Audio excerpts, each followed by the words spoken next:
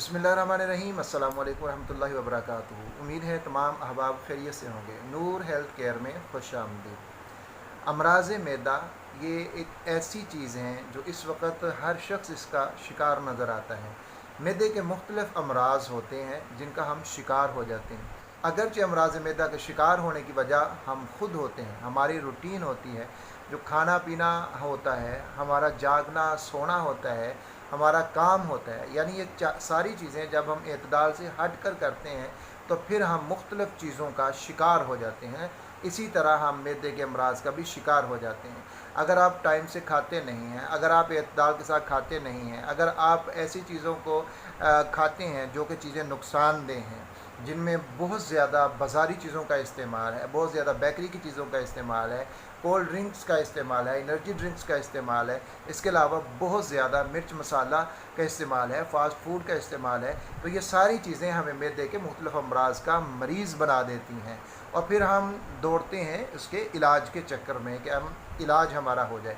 लेकिन इसके बारे में एक चीज़ और जो बहुत ज़्यादा ख्याल रखने वाली है वो ये होती है कि अगर हम मैदे के अमराज़ का शिकार हैं, किसी भी एक मर्ज़ का हम शिकार हो गए, हम तबख़ीर मैदा का शिकार हैं, मैदे की सीने की जलन का शिकार हैं, हम अल्सर मैदे के अल्सर का हम शिकार हैं, मैदे में सोज़श हो जाती है, सूजन होती है, स्वेलिंग होती है, कब्ज़ का हम शिकार हो गए हैं, तो ये सारी चीज़ें हैं, ये मैदे के अमराज़ हैं।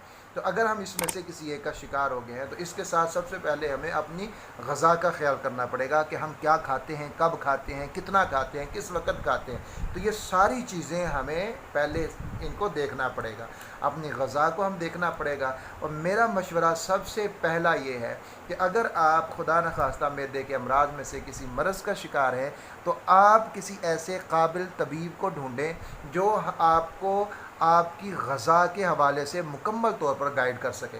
यानी वो आपको एक बता सके कि आपने सुबह से लेकर शाम तक क्या खाना है, क्या आपने नहीं खाना। यानी कोई भी इलाज बिल ग़िज़ा वाला तबीब आप ढूंढ सकते हैं, उनके साथ आप रब्ता करें और अपनी नब्ज़ के मुताबिक अपनी खुराक का, अपनी ग़िज़ा का आप उनसे इंतखाब करवाएं और उसके मुताबिक आप चलें।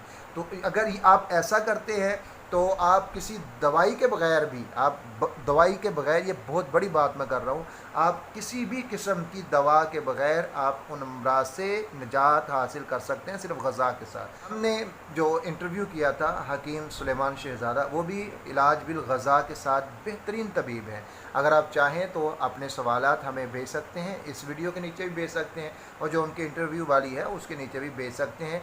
इंशाअल्लाह व ताला नेक्स्ट वीडियो जो उनके साथ हम बनाएंगे और इंटरव्यू करेंगे उनका, उसके अंदर उन तमाम सवालात का जवाब हम आपके साथ शेयर करेंगे आपके नाम के साथ।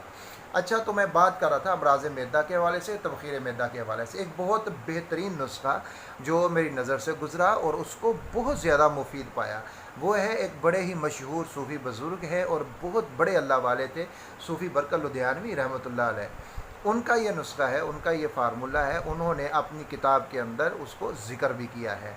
उसके अंदर उन्होंने लिखा है कि जो इसके अज्जा हैं वो आप नोट कर लें।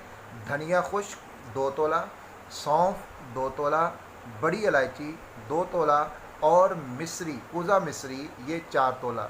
ये चारों अज्जा आप ले लें और इनका आप सफ़ूफ़ तैयार कर लें। अच्छी तरह से सफ़ूफ़ बनाने के बाद इनको मिक्स कर लें और मिक्स करने के बाद इस सफ़ूफ़ को आपने हर खाने के बाद छोटा आधा चम्मच से 1 चम्मच आप इसको ले सकते हैं। इंशाअल्लाह व ताला इससे मैदे के तमाम तर अमराज से नजात मिलेगी। उम्मीद है आज की वीडियो आपको पसंद आई होगी। बहुत जल्द एक नई वीडियो के साथ मुलाकात होगी। अपना ख्याल रखिएगा, तब तक के लिए अल्लाह हाफ़िज़।